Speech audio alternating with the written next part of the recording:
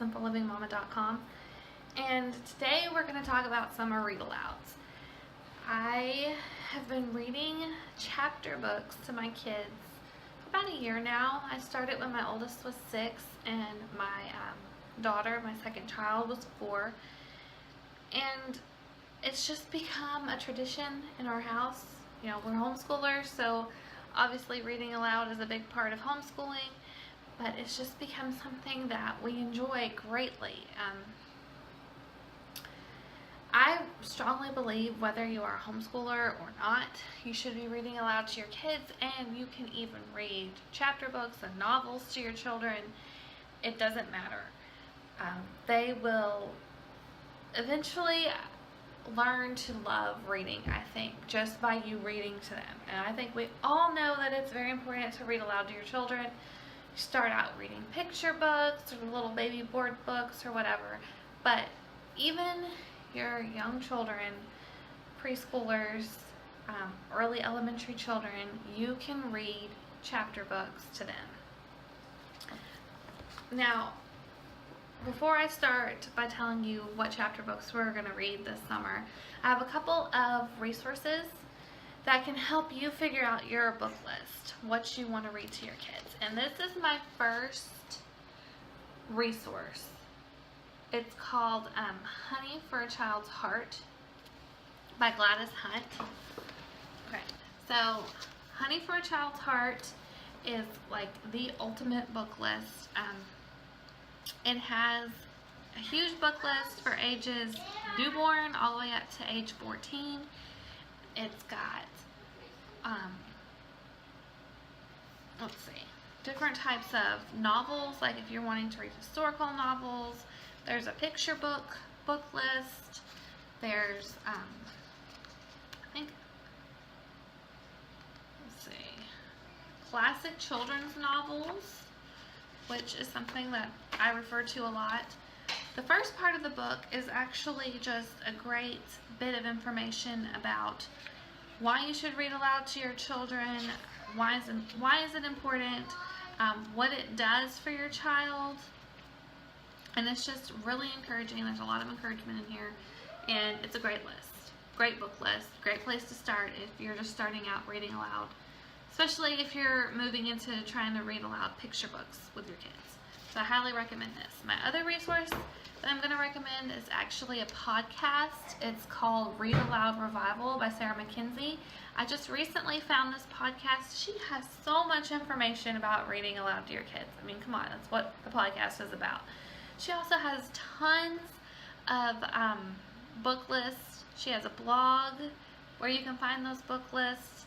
There's just a lot of great information in her podcast and on her blog if you are just getting started with reading aloud, or if you have never heard of these resources and you would like to find more book lists, because I just love a book list, a good book list. So I'm going to go ahead and get into our summer read alouds. I've got 4 books, 4 chapter books. One of them we're actually almost finished with. It's called The Indian in the Cupboard. This is a book from my childhood, and it was one that I had just found. I think it was my husband's when he was a kid, and I just found it, and I was like, oh, this would be fun to read to the kids. So my oldest is a boy, and he's 7, and then I have a 5-year-old, I have a 3-year-old, a 1-year-old, and a newborn. So obviously I'm pretty much reading this book for my 7-year-old and my 5-year-old, and they've loved it. Actually, my 5-year-old has been more interested in it than even my 7-year-old. Now, some people have asked me what age it's appropriate for. The book is actually recommended for ages 8 and up. Like I said, my 5-year-old, she's kind of a mature 5-year-old. She's really gotten into the story and has really enjoyed it.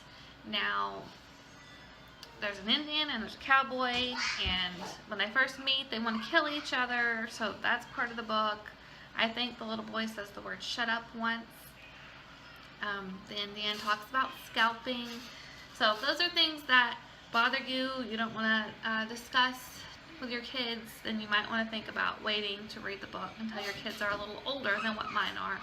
My kids actually never even asked me what scalping meant, which surprised me. As I was reading it, I was like, they're going to ask me what this means. But they didn't. So that was a good thing. But, I mean, it's been a great book. It's been a lot of fun. We've talked about Indians. My kids didn't even really know much about what Indians were before we started reading this book. So now we know about the Indians and the cowboys, and we've been having a really good time. The next book that I'm planning to read aloud to the children, this is a much easier read than the Indians Uncovered. This is called Dinosaurs Before Dark, and it's the first in the Magic Treehouse series. I have not read this book before, but I've heard so many good things about the Magic Treehouse series, and honestly, I think first graders can read these books. They're just little short chapter books, big print, and right now my firstie is not quite to where he wants to. Hi. You helping me? Mm-hmm. My firstie is not quite to where he can read this on his own. So my thinking is, I'll read this book aloud, and if he's interested in this series, he'll want to read the next one himself. My plan with this book. The next book that I'm planning to read aloud with the kids is a Roald Dahl book. I can't say his name very well. But anyway, this is called The Giraffe and the Pelly and Me. I have never read this book either. I've kind of looked over it. It's got the classic Roald Dahl illustrations in it. I want to see. Hang on just a second. And we've read Charlie and the Chocolate Factory. That was a huge hit here. This book actually came, I think I ordered, or I bought online from a used curriculum Facebook group, I think. I was buying James and the Giant Peach and some other Charlotte Mason suggested read-alouds, and this just came with it. And I thought, you know what, it's a short book. It's only, let's see, 79 pages. I thought we'll give this a try, see if the kids like it. I do not have this book yet, but Mrs. Piggle-Wiggle is the last book that I'm planning to read this summer. Mama, which one's Charlie? That's not it. None of these ones No. are. This is actually a book that was suggested as a first chapter read aloud by Sarah McKenzie, the lady that hosts the Read Aloud Revival podcast. And apparently, this is a book that everybody's heard of and everybody read when they were kids, and I never read the book for some reason. I had never even heard of it.